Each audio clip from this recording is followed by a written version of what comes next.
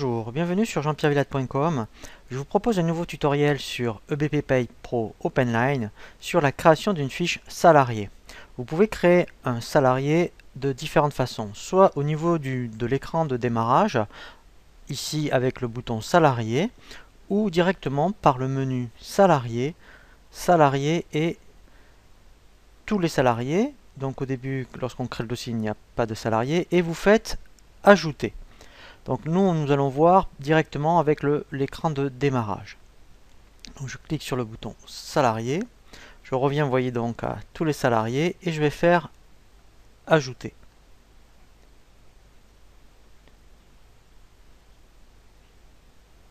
Donc normalement, je vais avoir l'assistant de création d'un salarié. Donc première chose, on va créer, je dirais, la fiche au niveau administratif. Donc je vais indiquer la civilité. Voilà, donc je vais créer moi. Voilà, donc ici. Voilà, je vais mettre 5 rue. Voilà, donc l'adresse.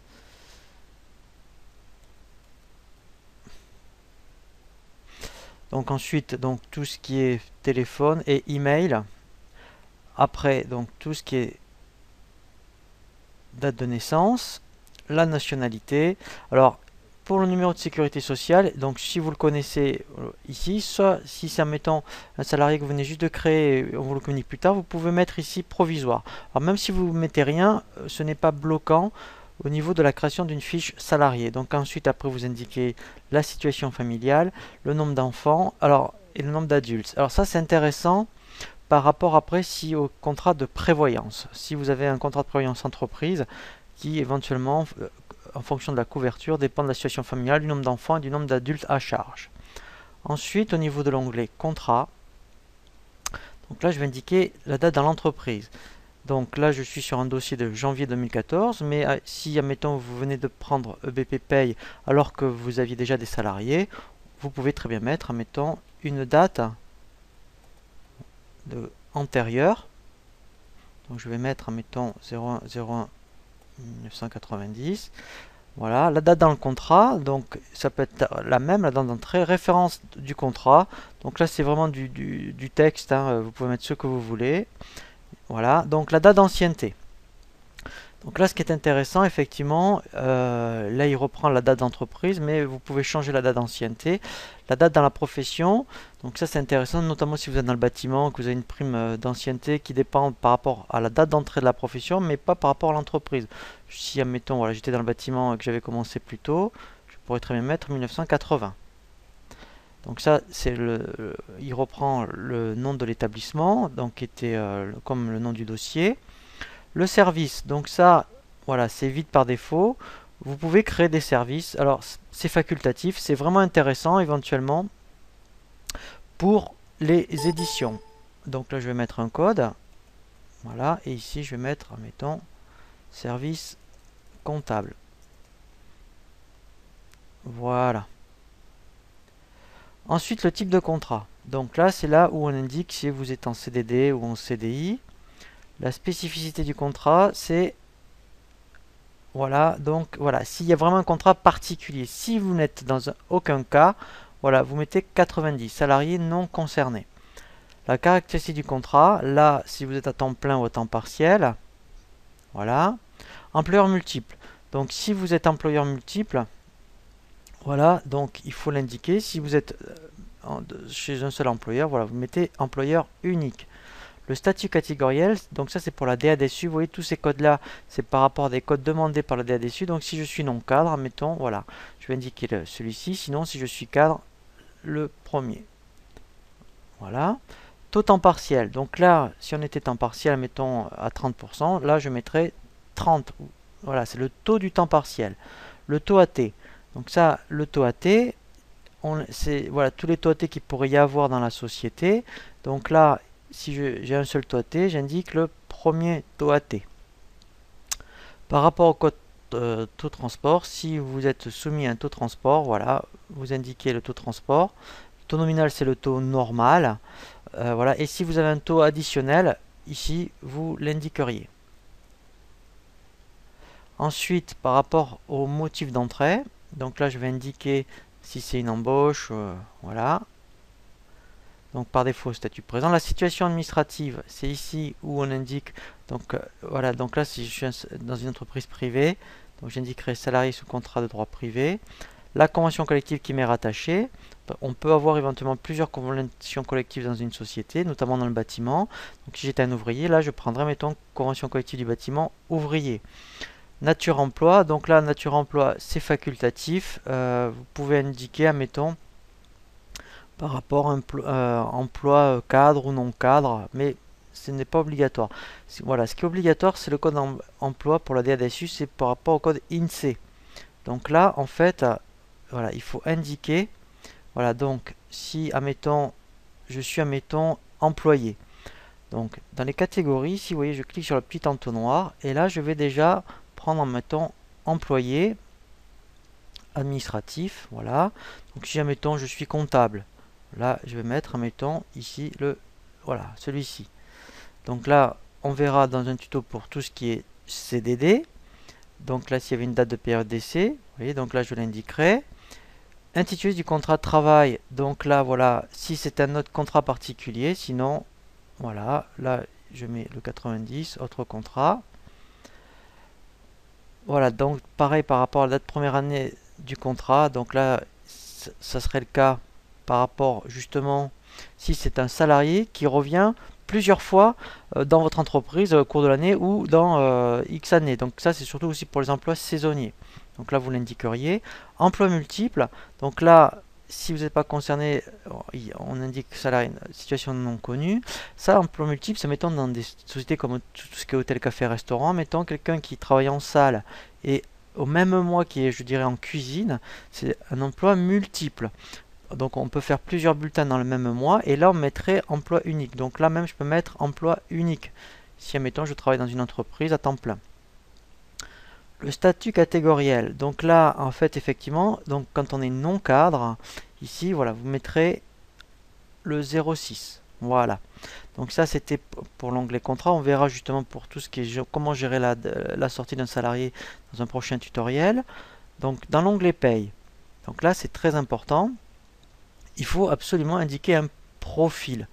Donc ici si j'ai un profil non cadre, je vais chercher dans la liste, voilà, mensuel non cadre par exemple. Le régime de base, alors là c'est vraiment important pour la DADSU, donc base forfaitaire, il faut le cocher quand vous avez des apprentis éventuellement. Prorata neutralisé ou plafond neutralisé, c'est quand vous voulez vraiment neutraliser des plafonds, quand on fait, admettons, plusieurs bulletins dans le même mois, pour pas qu'on recalcule plusieurs fois le plafond sécurité sociale. Donc là je vais indiquer le régime général. Donc s'il y avait des exonérations au niveau des caisses de retraite, je l'indiquerai ici. Donc si je bénéficie de la réduction Fillon, je le coche. Le salaire mensuel, donc là je vais taper, admettons, le salaire mensuel. Donc je vais taper, admettons, 1600 €. Je pourrais très bien indiquer, admettons, un salaire horaire. Il n'y a pas de problème là-dessus. Donc si je suis salarié mensualisé, je le coche. Et expression en temps de travail. Donc là, je vais dire que c'est en heures. Donc si j'avais un taux d'abattement particulier, je l'indiquerai ici. Et vous voyez, salaire horaire, c'est ici. Donc là, si j'étais en salaire horaire, j'indiquerai le taux horaire. Et si éventuellement j'ai des cadres en forfait jour, ici, j'indiquerai le nombre de jours. Si vous dépendez d'un classement conventionnel, donc si votre convention le précise, c'est obligatoire sur un bulletin de paye, ici, vous indiquez, je dirais, toutes les mentions qu'indique votre convention collective. Si votre convention collective ne précise rien, vous cochez sans classement conventionnel. Pour tout ce qui est congés payés et DIF, donc si vous ne voulez pas calculer des congés payés, je pense en mettant au CDD où vous payez les congés payés tous les mois, vous cochez CP neutralisé. Sinon, par défaut, il ira chercher le paramétrage qui est indiqué dans l'établissement. Donc, si vous avez des congés supplémentaires ancienneté, vous le saisissez ici. Si vous êtes dans le bâtiment et que vous relevez une caisse de congés payés, vous le cochez là. Et si vous voulez exclure du calcul la provision, vous le cochez ici. Donc, si la personne est soumise au DIF, vous voyez, donc par défaut, ça sera indiqué. Sinon, si admettons votre convention précise qu'il faut 1 an d'ancienneté, que vous venez de créer ce salarié parce qu'il vient de rentrer, vous cochez ici DIF neutralisé. Pareil pour les RTT neutralisés, c'est le même principe. les plannings, donc ça c'est vraiment intéressant, on le verra justement pour un temps partiel. On peut créer plusieurs plannings, notamment quand on a des temps partiels, on peut créer autant de plannings que l'on veut. C'est vraiment très intéressant pour les absences. Donc en fonction des jours que l'on précisera, il décrémentera bien le nombre d'heures. Prévoyance assurance. Alors ça, c'est vraiment très important. Si vous cotisez à une caisse de prévoyance qui est rattachée à la DADSU, il faut absolument la préciser ici. Donc on fait ajouter. Ici, il faut indiquer le contrat. Donc là, mettons, on rajoute un contrat de prévoyance.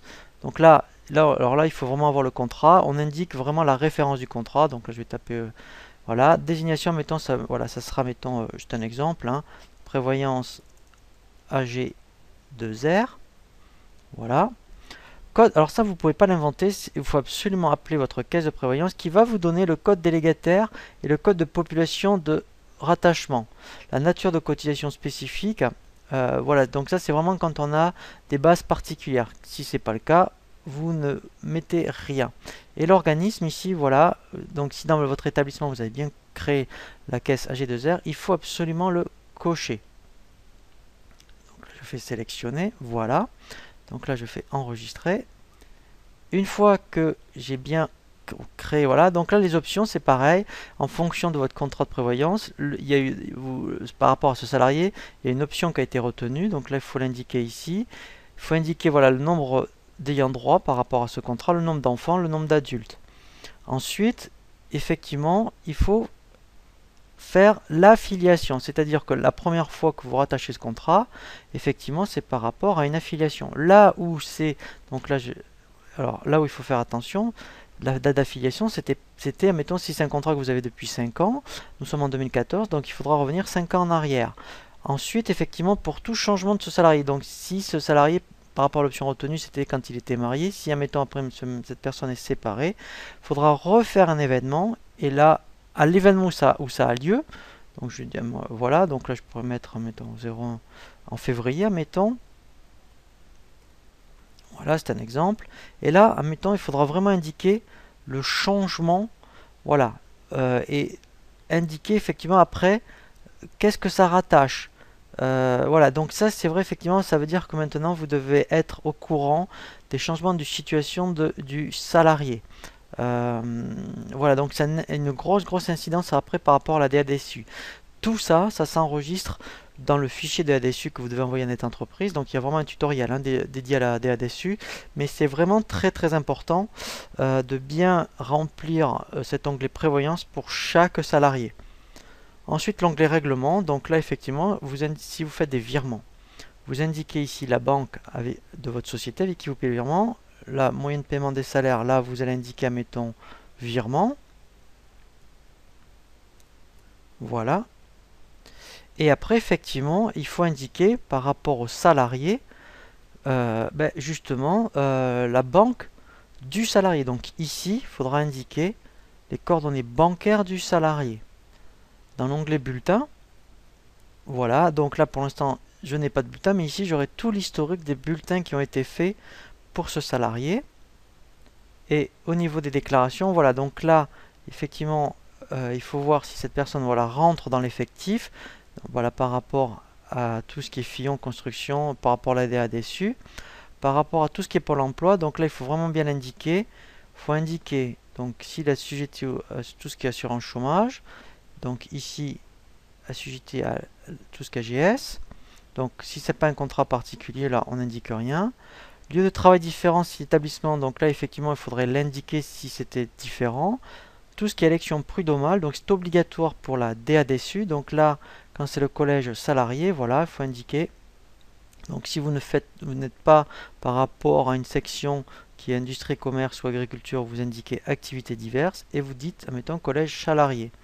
Par rapport aux salariés étrangers, effectivement, il faudra indiquer ici toutes les informations qui sont demandées et informations complémentaires. Voilà, donc là pareil, si c'est un salarié frontalier, éventuellement, il faudrait l'indiquer. Voilà, donc dès que j'ai terminé l'onglet déclaration, je peux faire, admettons, enregistrer et fermer, et mon salarié est créé. Ensuite, effectivement, lorsqu'on rentre dans la fiche salarié, il y aura un nouvel onglet qui va apparaître. qui est l'onglet absence congé payé. Donc que l'on verra, je dirais, dans un prochain tutoriel pour justement tout ce qui est saisie des absences. Où là, effectivement, vous pourrez voir toutes les absences pour ce salarié. Et en fonction, je dirais, du type d'absence, voilà, ici, vous pourrez voir exactement toutes les absences qu'a pris ce salarié. Voilà pour la création d'une fiche salarié sur EBP Pay Pro Open9. Je vous dis à très bientôt sur jeanpierrevillette.com pour un nouveau tuto.